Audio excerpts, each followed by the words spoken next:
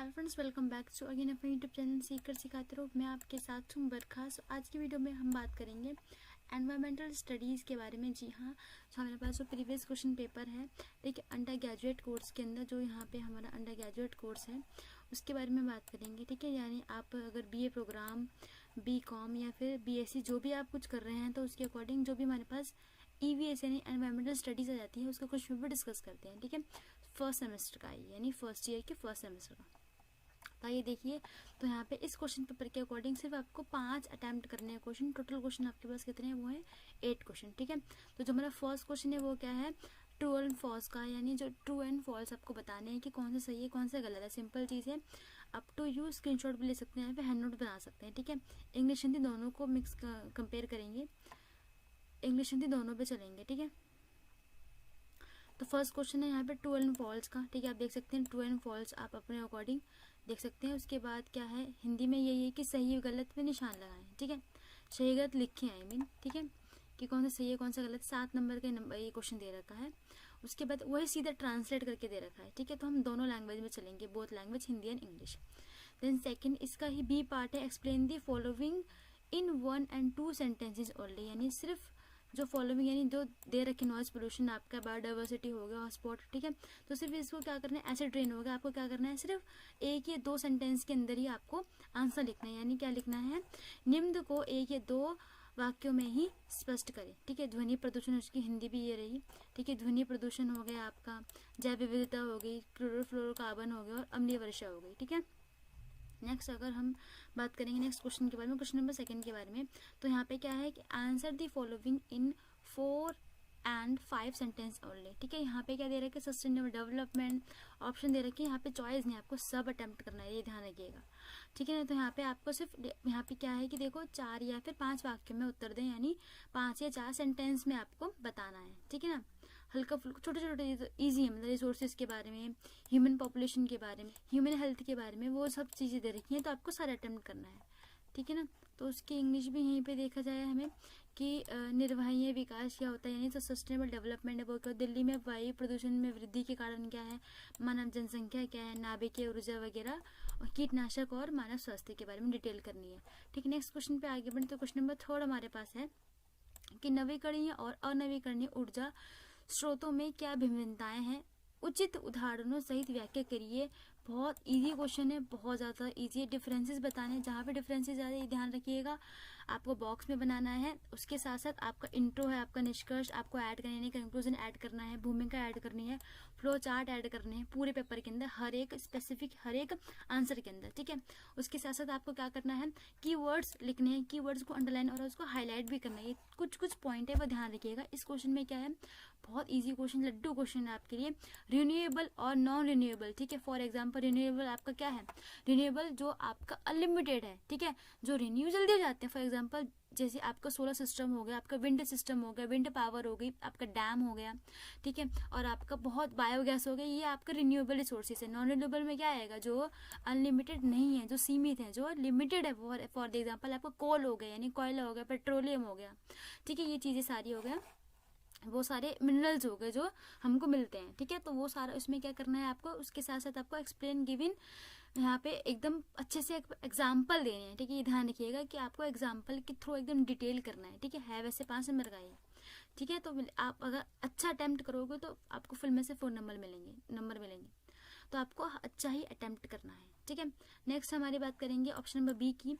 तो यहाँ पे नाभिकीय ऊर्जा को एक वैकल्पिक ऊर्जा का स्रोत क्यों समझा जाता है। नाभिकीय संयंत्र के खिलाफ नगर समाज समूह को आंदोलित करते हैं। ठीक है, वो डिटेलिंग क्वेश्चन है, इजी है।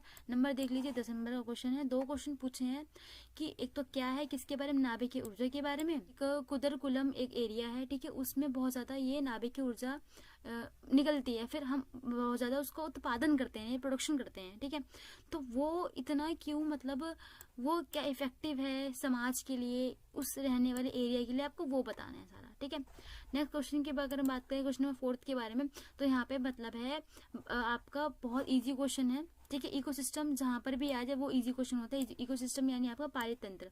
ठीक है, पारितंत्र के जैविक और अजैविक घटकों के नाम बताइए। किसी भी एक पारितंत्र का जिसका आपने अध्ययन किया है, की कार्य पद्धति के जैविक घटकों की भूमिका का बताइए। जैव यानी अगर इकोसिस्टम की बात करें तो ये रिपीटेड क्वेश्चन है, इसको डबल टिक कर लीजिए कि ये रिपीटेड आता है। इकोसिस्टम पे हमेशा क्वेश्चन आते हैं, ठीक है। तो इजी है क्वेश्चन, आराम से अटेम्प्ट करिएगा। ऑप्शन नंबर बी इसमें देख लेते हैं।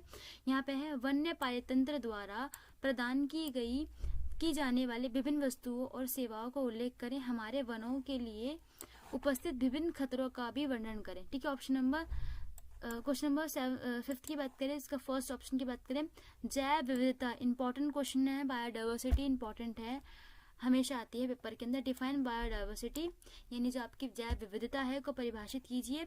जैव विविधता का संरक्षण क्यों महत्वपूर्ण है, ठीक है। Why it important to conserve biodiversity, इतनी इंपॉर्टेंट है, खुद ही देखिए आप। जो सारी प्रजातियां होती हैं, जो सारी स्पीशीज होती हैं, किसी की भी का मतलब है आपकी ग्रास की हो गई, आपका प्लांट्स की हो गई, आपके एनिमल्स की हो गई, ठीक है। बहुत सारे जो एनिमल्स हैं और बहुत सारे प्लांट्स हैं जो लुप्त हो रहे हैं, ठीक है, मतलब लुप्त हो चुके हैं और कुछ हैं जो लुप्त होने वाले हैं, ठीक है। तो उसको कैसे आप बचा सकते हो, वो उसका कंजर्वेशन कैसे कर सकते हो, उसका बचाव कैसे करते हो, संरक्षण कैसे करते हो। फॉर एग्जाम्पल आपको जीन बैंक बनवाने हैं, आपको जो सारे राष्ट्रीय पार्क बनवाने हैं, आपको अभ्यारण्य बनवाने हैं, तो वो चीज़ें डिटेल आ जाएगी, ठीक है। ईजी क्वेश्चन है। नेक्स्ट की बात करें क्वेश्चन नंबर बी के बारे में, ये रहा क्वेश्चन नंबर बी, ठीक है। तो यहाँ पे क्वेश्चन नंबर बी क्या बोलता है कि जैव विविधता, वही अगेन जैव विविधता के लिए 2 प्रमुख खतरों का उल्लेख करें और भारत में जैव विविधता के संरक्षण में प्रोजेक्ट टाइगर किस प्रकार सहायता है। बहुत इजी है, हम बचपन से पढ़ते आ रहे हैं। एनसीईआरटी अगर जिसने ढंग से पढ़ी हो ना तो उसका आंसर आराम से दे सकता है। 5 नंबर का क्वेश्चन है, ठीक है। नेक्स्ट की बात करें क्वेश्चन नंबर 6 के बारे में, ठीक है। क्वेश्चन नंबर 6 क्या है, पर्यावरणीय अध्ययन की बहुशास्त्रीय प्रकृति की विवेचना करें। किसी पर्यावरणीय समस्या को बहुशास्त्रीय उपागम के जरिए समझाने का उचित उदाहरण प्रस्तुत करें, ठीक है। इजी क्वेश्चन है। क्वेश्चन कैसे दे दिया, सीधा एनवायरमेंटल जो फर्स्ट यूनिट है ना उससे दे दिया उठाकर, ठीक है। इजी क्वेश्चन है। नेक्स्ट क्वेश्चन है हमारा क्वेश्चन नंबर बी ऑप्शन 6 का, दिल्ली में यमुना नदी के प्रदूषण के क्या कारण है, प्रभाव है, ठीक है। भैया आपको क्या बताने हैं, व्हाट इज कॉजेज और उसके साथ इफेक्ट बताने हैं कि देखो एडवांटेजेस क्या है, इफेक्ट क्या होगा भी। एडवांटेजेस तो बहुत कम है लेकिन डिसएडवांटेजेस ज़्यादा हैं जी, कि प्रदूषण का तो भाई डिसएडवांटेजेस ही होता है, एडवांटेजेस तो होता ही नहीं है, ठीक है। तो आपको रीज़न क्या है उस पोल्यूशन का, उसका इफेक्ट क्या है। नदी के प्रदूषण नियंत्रण के उपाय, भैया आपको क्या बताना है, सोल्यूशन भी बताना है, ठीक है। आप एकदम ऐसे थोड़ी नहीं कि प्रॉब्लम दे दी, ये तो देखते हैं ना कि स्टूडेंट के कितना दिमाग चलता है, ठीक है। हाँ सब कुछ मटेरियल में है लेकिन आप अपने लैंग्वेज खुद क्रिएटर बनने की कोशिश करो, ठीक है। वो क्रिएटर बन सकता है वही जो मटेरियल पढ़कर समझकर जिसमें आईक्यू ज़्यादा है। मैं ये नहीं कह रही कि देखो कम आईक्यू वाले कुछ नहीं कर सकते, बहुत कुछ कर सकते हैं, बट यहाँ पे खुद को रिप्रेजेंट करो। मैं तो यही बोलूँगी कि खुद को ऐसे ही मतलब इतना अच्छा एग्जाम कर कर आओ कि खुद को रिप्रेजेंट कर कर आओ कि हाँ जिसकी भी आंसर शीट हो रही है भाई ये बंदा ये बंदी है, ठीक है, मतलब ये स्टूडेंट है। उसके बाद बात करें हम क्वेश्चन नंबर 7 के बारे में, आपके अनुसार जून 2013 में उत्तराखंड के केदारनाथ में आई आपदा के कारण क्या थे, डिटेल बताना है, ओपन क्वेश्चन है। नेक्स्ट क्वेश्चन की बात करेंगे ऑप्शन बी के बारे में, भारत में खनन कार्य जो माइनिंग प्रोसेस है पूरा एक्टिविटी चलती है और बांध परियोजना यानी जो पूरा डैम एक्टिविटीज जो डैम प्रोग्राम्स होते हैं, ठीक है, से प्रभावित होने वाले लोगों का पुनर्स्थापन और पुनर्वास क्यों एक प्रमुख चुनौती है। एक केस के अध्ययन के माध्यम से अपने विचारों की व्याख्या करें। बहुत इंपॉर्टेंट क्वेश्चन है, प्रेजेंट से भी करंट अफेयर से भी लिंक कर सकते हैं। जो भी माइग्रेशन है, जो माइग्रेट पीपल हो जाते हैं उसका पूरा सिचुएशन बतानी है, ठीक है। किस प्रोसेस से कि भैया क्या है आपका खनन कार्य यानी माइनिंग प्रोसेस और आपका क्या है जो बांध परियोजना यानी जो आपका डैम जो पूरी एक्टिविटीज है उसके अकॉर्डिंग, क्योंकि लोगों को जगह बदलनी पड़ती है, ठीक है, उनको क्या क्या प्रॉब्लम फेस करनी पड़ती है वो चीज़ें। और ये चैलेंज भी है कि इसके पास डेवलपमेंट करना ईजी है, देखिए डेवलपमेंट करना बहुत ईजी है लेकिन जो फिर डेवलपमेंट सबका नहीं करना वो बहुत मुश्किल है। जैसे डेवलपमेंट तो कर रहे हैं हम, क्या कर रहे हैं बांध परियोजना बनाकर खनन कार्य बना के इकोनॉमी अच्छी कर रहे हैं अपनी, लेकिन उससे इफेक्ट किससे हो रहा है, जो भी वहाँ पे रहने वाले लोग हैं, ठीक है। तो डेवलपमेंट सबका हो वो डेवलपमेंट है, किसी एक वर्ग, किसी एक क्लास, किसी एक धर्म, किसी एक ऐसे XYZ का अगर डेवलपमेंट नहीं होगा तो वो शायद डेवलपमेंट या विकास नहीं है, ठीक है, वो चीज़ें सारी। क्वेश्चन नंबर लास्ट क्वेश्चन है क्वेश्चन नंबर 8, खाद्य श्रृंखला और खाद्य जाल को परिभाषित करें। एक व्यवस्था चित्र, बहुत इंपॉर्टेंट, खुद चित्र मांग रहा है, देखो क्वेश्चन खुद ब खुद बोल रहा है कि मेरे को डायग्राम बना के एक्सप्लेन करो, ठीक है। बहुत इजी डायग्राम है, इतना मुश्किल हाँ थोड़ा कॉम्प्लिकेटेड है, ठीक है। खाद्य जाल का खाद्य श्रृंखला का तो बहुत इजी है, ठीक है, लेकिन खाद्य जाल का है कॉम्प्लिकेटेड, लेकिन अगर समझोगे तो चीज़ें सॉल्व हो जाएंगी, ठीक है। उसके बाद चित्र किसका मांग रहा है, खाद्य जाल का एक चित्रण मतलब कीजिए। बहुत इजी है, आराम से कर लीजिए। लास्ट क्वेश्चन है हमारा, मतलब क्वेश्चन 8 का ऑप्शन नंबर बी लास्ट। क्या आपके दृष्टिकोण में भारत के विभिन्न पर्यावरणीय कानून मानव वन्य जीव संरक्षण को जन्म देते हैं?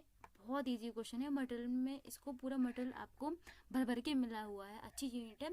तो यहाँ पे होप्स आपको वीडियो पसंद आई होगी। अगर हाँ तो वीडियो को लाइक करें, शेयर करें, देन चैनल को सब्सक्राइब, देन सपोर्ट करें। थैंक यू फॉर वॉचिंग, मिलते हैं नेक्स्ट वीडियो में।